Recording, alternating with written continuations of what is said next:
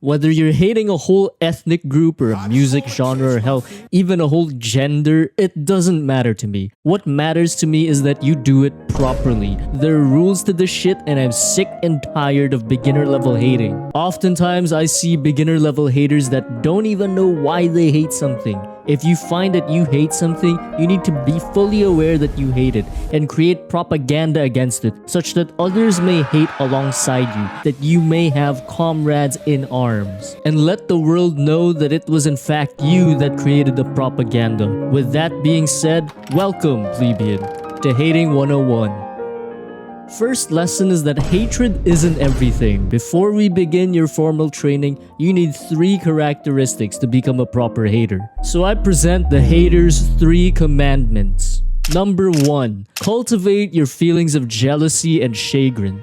Let these feelings simmer, have reminders of them near you at all times. A picture of your toxic ex, a copy of Taylor Swift's old albums if you hate country music, or a treadmill if you hate cardio. Do not let your hate fade. This allows you to prolong the feeling of your hatred. Have it be next to your bed so that you wake up every morning with fresh hatred. But don't look at it for long enough that you start doing self-reflection. If it's someone you hate, you must also hate their entire lineage. Despite everyone who has the same first or last name as them.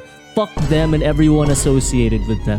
Hate them so much that people mistake it for love. Number 2. You must have no guilt in your heart when hating. If you're berating someone you hate and they start crying, do not feel bad. I repeat, do not feel bad. Talking about I feel bad. You feel bad, you little bitch? Grow a fucking pair. Double down like you have cerebral palsy. You limp dick biscuit. You must gaslight yourself into thinking that you deserve the world and that things or people that you hate deserve to be burned to the ground. Because the second that you feel guilt is the second that you lose to them. And it is the second that you're expelled from this school. Remove all of the light in your heart and let the darkness rise from within. Allow it to consume all of you. Number 3. Make your hate sound logical. It doesn't have to be logical, it just needs to sound like it. No matter the mental gymnastics you have to go through or the number of logical fallacies you commit. Let's say, for instance, that you have a particular dislike of Indians, and you sit next to one on the train, and you fuck someone who has AIDS. Who now is to blame for you having AIDS? The hookup or the Indian?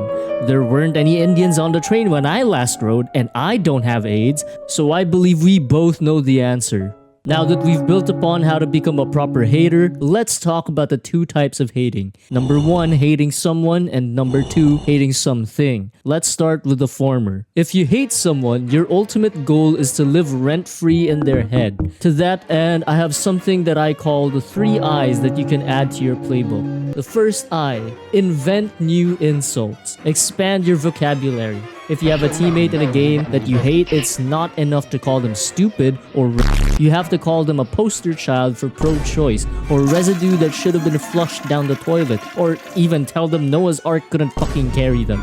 Tell them they look like they were drawn by your foot, or that they're the whore princess of the uterine sea. Call them an oaf-looking, worm-eyed, sniveling, vile little Ewok, a bumfuck butthead, a foolish footstool. You have to learn to make them feel offended even if they don't know what the fuck you're saying. Add new words to your vernacular like ninnyhammer, fustularian, cockalorum, ultrasepidarian, snollygoster.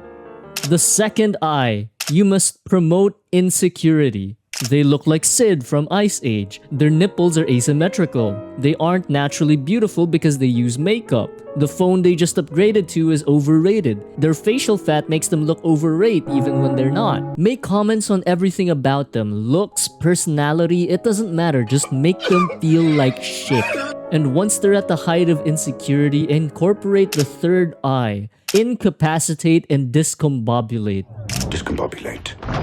You may be too much of a simpleton to understand, so in layman's terms, sabotage them. Frame them for embezzlement, crash their weddings, spread rumors about how they like starving their pets, tie their shoes to each other while they're sitting down so they trip when they start walking.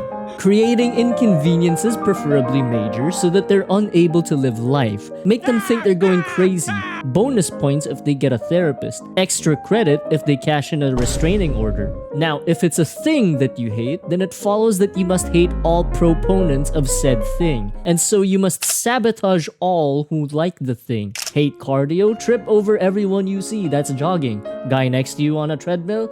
Do it. No remorse. Dislike country music? Make alt accounts to shit on Taylor Swift's old music. If it's tangible, destroy it on sight. You hate watermelon? Smash every melon you see on sight. If it's intangible, spread propaganda about it. The ye olde technique that always works is to call it mid, mundane, mind-numbingly mediocre, miserably middling. Let everyone know that you are an insufferable little twat that hates what they like. There is no better feeling. Now let's talk about the all-time greats.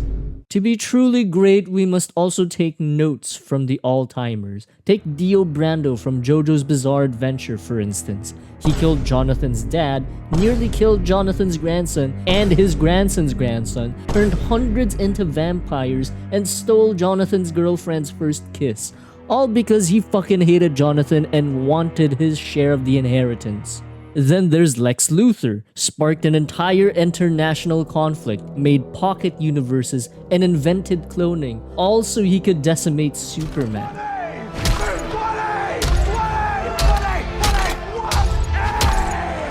Yet neither of these villains can even hope to rival the Reverse Flash. Let's look at his war crimes. Where the fuck do I even begin? His hatred for the Flash caused him to murder his entire family, burn down his home, traumatize and kill Flash's lovers in multiple timelines, and made Flash come at just a woman's touch. It was me, Barry. I jerked you off at super speed so it'd seem like you nutted at just a woman's touch. The possibilities with Reverse Flash are endless because no matter the timeline, he will choose to hate Flash over and over again. Remember that one time you came from a guy holding your hand? Or that time you saw Tinder downloaded on your phone when it was next to your wife? Or that time you were trying to take a shit at school but ran out of toilet paper? Or how about that time you wondered why the milk in your cereal was bright yellow? Or that time your friend posted, "Just ended my 3-year battle with cancer, I am now cancer-free," and you were surprised to see you had commented, "I'm gonna miss that little shit." It was all me, Barry. I made everyone think you were gay. I made Iris think you were cheating on her. I made you use sandpaper to wipe your ass. And I pissed in your fucking cereal. Anyway, the moral of the story is to just be dedicated in your hating and hate with the utmost transparency. Let them know that it was you. That is the hater code. And never stop hating, and if you hate the video, leave a death threat in the comment section. Goodbye.